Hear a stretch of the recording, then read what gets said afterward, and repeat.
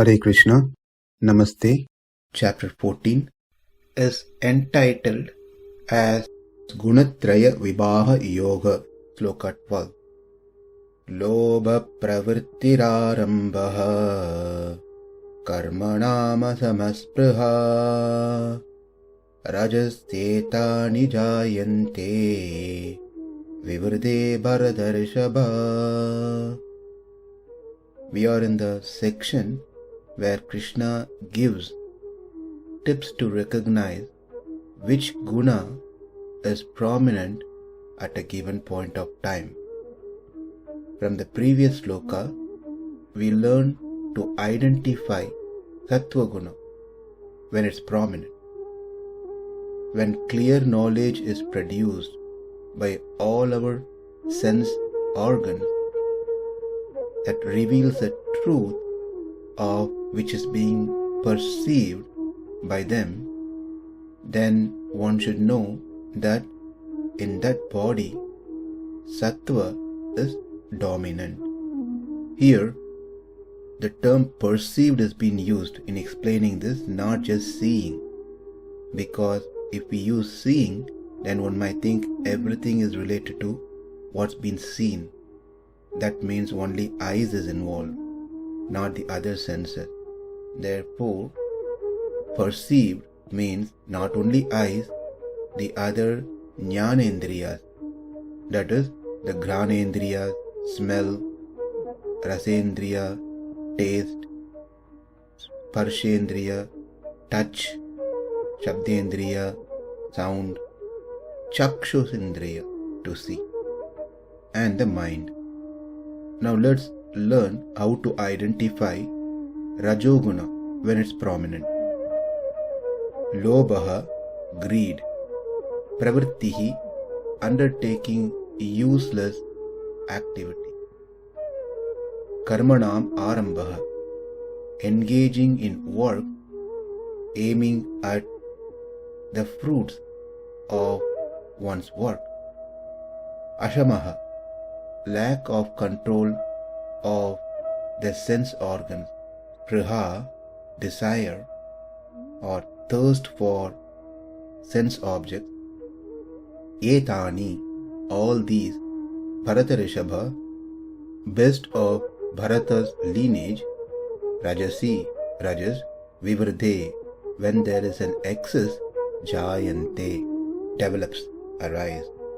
Translation: O chief of the Bharatas, when there is an increase in the mode of passion, the symptoms of great attachment, fruitive activity, intense endeavor, and uncontrollable desire and hankering develop.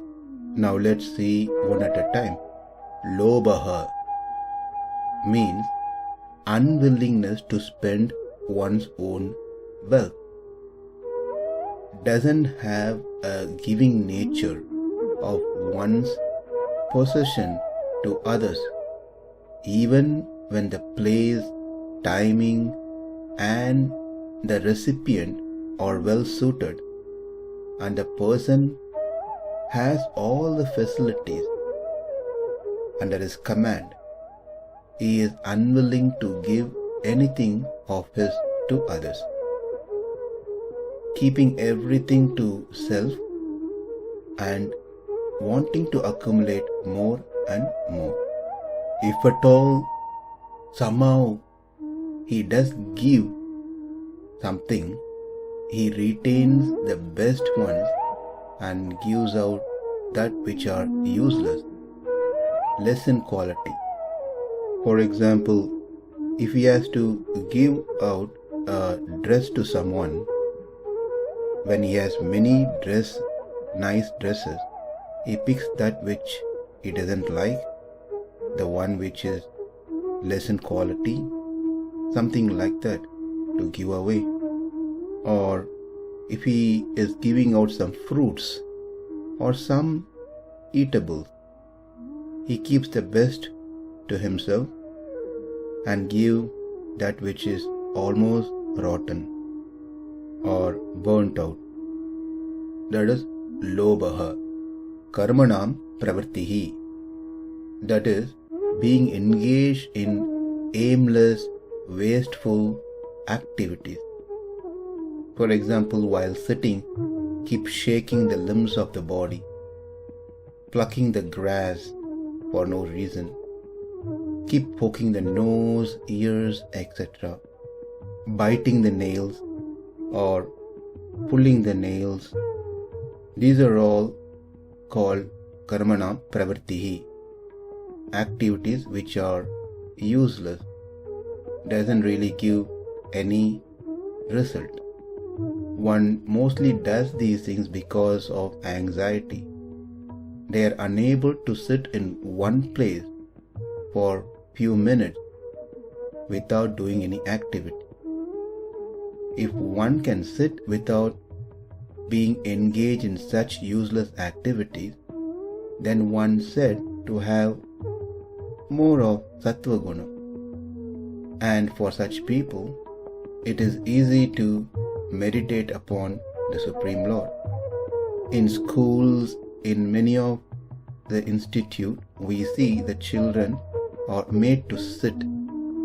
Otherwise, they keep running in the classrooms. So, as an adult, we should also learn to sit for some time, minus any activities.